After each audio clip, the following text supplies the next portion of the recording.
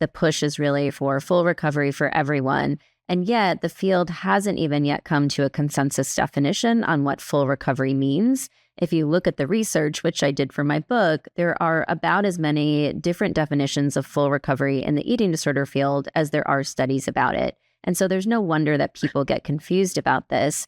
And for me, I always equated it with perfection, to the point where any time I slipped, I felt like I was failing. And I was petrified of slipping because I didn't believe there was really this space between acute sickness and full recovery. And I thought, if I make one wrong move after leaving treatment, I am going to slide back into really dangerous territory. And for me, being in the middle place has been a much more realistic way of thinking about recovery, because I see it at this gray space where slips are part of the process, and slips may happen over a long period of time, but there is also the possibility for progress. And if you think about this very word slip, it suggests some sort of movement, because you can't slip if you're standing still. And I think so often slips are stigmatized to the point where a lot of people feel like, well, if I slipped once, I might as well keep slipping because I've already blown it today. So I'm just going to keep going in this sort of downward spiral.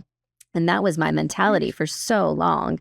But now, as I think about the middle place, I think, okay, this is a place where progress is always possible, but it is imperfect, it is messy. And some of us may only inhabit the middle place for a brief time, but I have lived out most of my adult life in this middle place. I've never reached the fullest expression of recovery from an eating disorder. It's still something I have to contend with. And so I think it's really interesting to explore these questions of what does it mean to be better, but not all better? And what does it mean to live with the imprints of your disorder, knowing that it remains a vulnerability? Yeah, no, that's brilliant. I forget what they call it in addiction, abstinence something or other, but basically what it means is, well, I had one drink, I might as well drink the whole bottle. Abstinence violation effect. That's what they call it in recovery. And basically I know, like, let's call it that. But, you know, the thing with that place is there is this stigma in both, you know, like in AA, oh, you had a drink, you're starting over. In food things, you know, I've heard it's really bad, like you had some sugar, so now you can't talk in the class or something, like you can't speak. It's kind of like punishment, which sometimes could be helpful. But I think that the main thing is, you know, everybody, it slips and relapses are part of life. And then it's like, where do we go from here? Like, what did we learn from it? Because that's going to happen. And if you can figure out, right? I mean, for you, you had your slip, then you look at, okay, what happened? Right? What did I learn?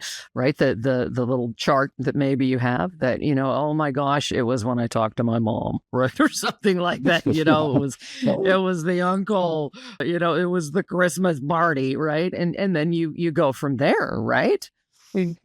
Yes, very much so. Yeah, I think that that's so important to just recognize the slip and to try to learn from it and to not see it as just this inevitable setback.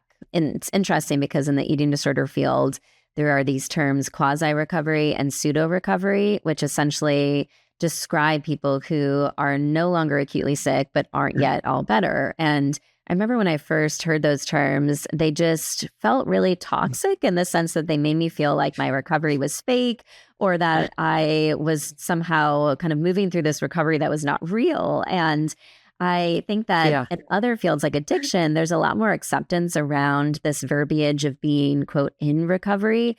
Whereas in the eating disorder space, it's much more black and white. And I think that that's slowly starting to change. But I think there need to be a lot more conversations around these gray spaces. And yes, there's some fields that do a better job of that than others, but we have a long way to go in the eating disorder field.